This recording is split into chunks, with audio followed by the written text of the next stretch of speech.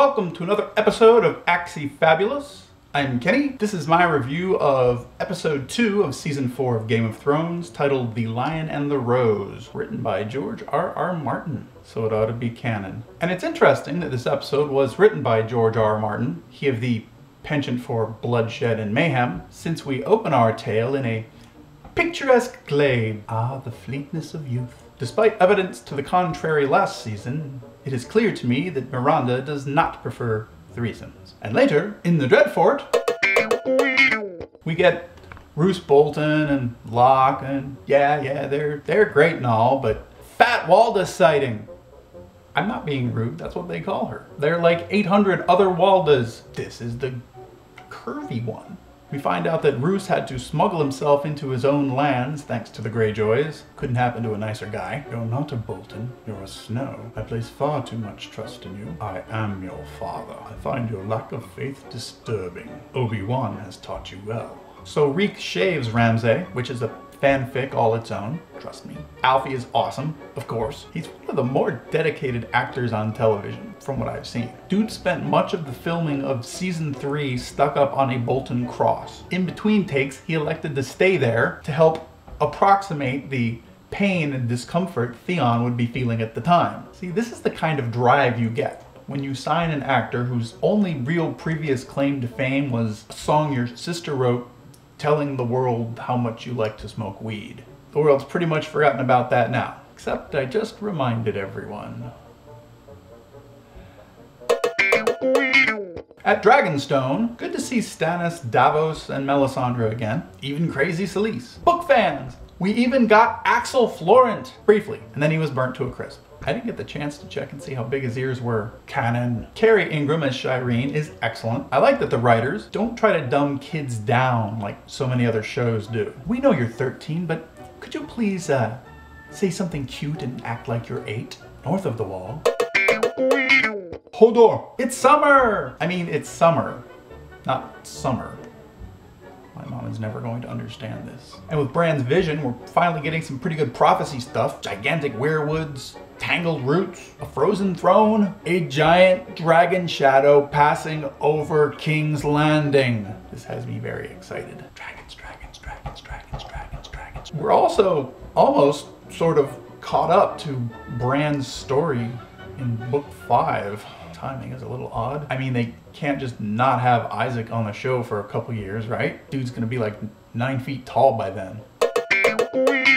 In King's Landing, we catch up with Tyrion and Shae. Shae is not afraid of Lord Tywin or Cersei. Shae is ballsy. Shae is also living in a world of fantasy. I mean, I guess they all are. But Shae in particular. We get to the wedding feast, and Tyrion is still obsessed with Shae. It's a man in love. Making sure Bronn put her on that ship. Now I'm kind of suspicious he didn't. Would Bronn betray Tyrion? Yeah, he would. But would the audience want to see that? Kinda. Speaking of suspicious, don't think I didn't catch Lady Olenna fiddling with Sansa's necklace. She is a suspect in this murder, or this gracious act of benevolence. As if men need more reasons to fear marriage. Olenna gets almost as many good lines as Maggie Smith does on Downton Abbey. Dowager Lady Grantham versus the Queen of Thorns in a sass-off. Speaking of sass, Jaime thinking he could out-sass Loras? Come on now. I love that in season 1, Jaime had all the right quips, but ever since returning from his capture, he's kind of been like a one-legged man in an ass-kicking contest, or a one-handed man in a something. Editors, insert something witty.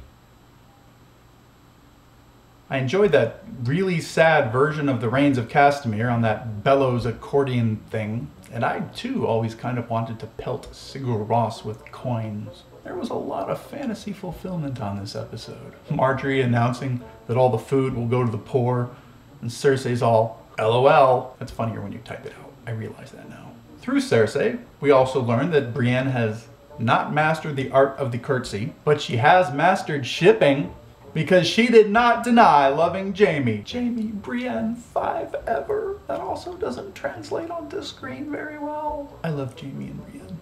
I do. But who cares what I think? Facebook! I like that. Tumblr? OTP. Joey?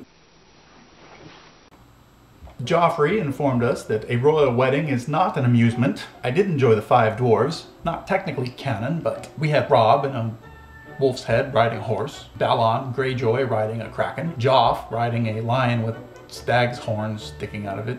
We also got Stannis riding Melisandre. Shouldn't she be riding him? And Renly riding Loras. Canon. So Joffrey basically brings the abuse of Tyrion to a whole new level and then dies. Reaction! I like that.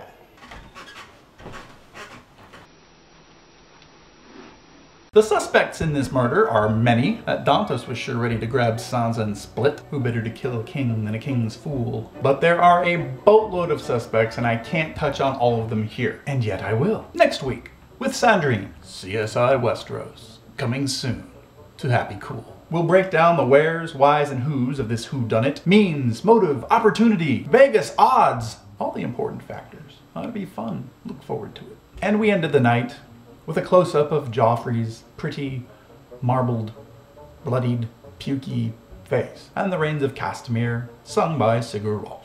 I like Sigur Rós. I use them for backdrop music in my 9 Daggers Dungeons & Dragons campaign that I ran back in Too Nerdy. I think someone just switched over to Daily Grace. They're really gonna fly away once I start reviewing Dungeons & Dragons 5th edition this summer, or as they're calling it, Dungeons & Dragons Next. This ends this week's Axie Fabulous. Next week I will be away, traipsing across the frozen tundra of Utah. I will still give you a video, I think, I hope. It may not be current, but it will be entertaining and or stupid. That's your Axie Fabulous guarantee. Bye!